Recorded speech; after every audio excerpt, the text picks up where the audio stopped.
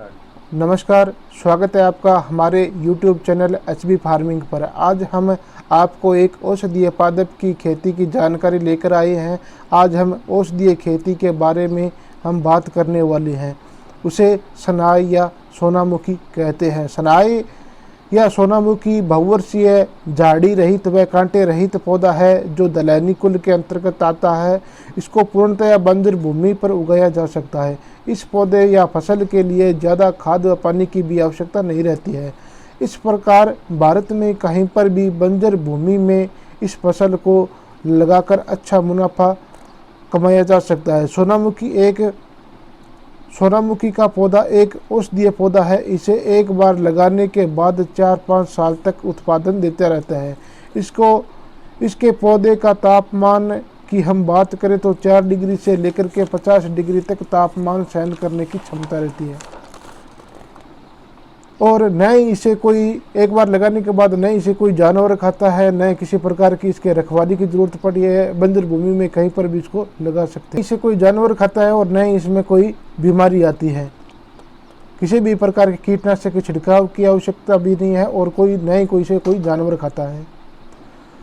और यह दलहन कुल के होने के कारण भूमि में उर्वरक क्षमता भी बढ़ाती है। इसके पत्तियों और फलियों को विदेशों में भेज करके विदेशों में निर्यात किया जाता है। विदेशी मुद्रा अर्जित की जाती है। भारत में सोनामुखी का उत्पादक मुख्य क्षेत्र है मुख्य रूप से गुजरात, तमिलनाडु, आंध्र प्रदेश, राजस्थान, महाराष्ट्र, उत्तर प्रदेश आदि इलाके में ये विशेष रूप से इसकी खेती की जाती है। सनाई रेतीली दोमट मिट्टी में की जा सकती है जिसका pH मान 7 से 8 के मध्य हो वह उपयुक्त भूमि कहलाती है या होती है। सोनामुखी पौधे के पत्तियों में चमत्कारिक गुण पाए जाते हैं। यह पेट की आंतों में जमी गंदगी को साफ करती है तथा यह पेट से संबंधित जितने भी समस्या होती है, गैस से संबंधित जो भी समस्या होती है, जैसे कब्ज की है, गैस की है, एसिडिटी की है, ये सब समस्या का समाधान या इसको गैस को ख़त्म करती है।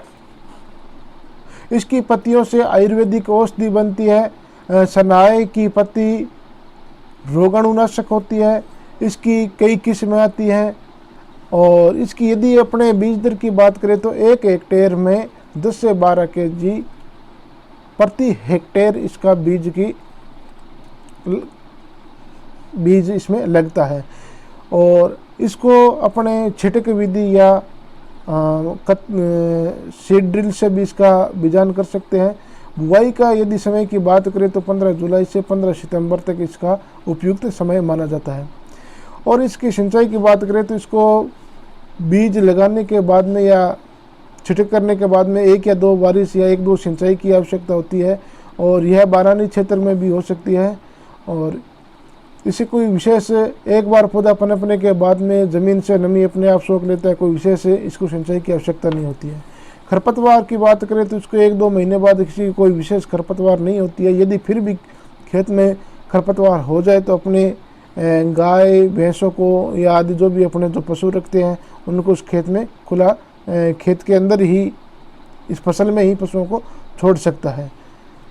और यदि बीमारी की बात करें तो इसमें विशेष कोई बीमारी नहीं आती। कभी कभार इसमें हरी सुंडी की बीमारी आती है जिसको अपने कीटनाशक का छिड़काव कर सकते हैं। और जिसकी बात करें तो एक विशेष प्रकार की कोराजन नामक सी एक जो कीटनाशक है कोराजन, वो उसमें छिड़काव किया जा सकता है जिसमें हरी सुंडियाँ भी खत्म हो जाती है। और यदि अपने कटाई की बात करें तो प्रथम बार में 120 दिन के उपरांत इसमें कटाई की जाती है और उसके बाद में अपने 70-80 दिनों के उपरांत इसमें कटाई की जा सकती है। और ये एक बार बोने के बाद में 4-5 साल तक इसका उत्पादन रहता है और हर ये 2-3 महीने के उपरांत इसकी कटिंग की जाती है। यानी कि लगभग ये मान के चलो 1 साल में 4 बार इसकी कटिंग हो जाती है।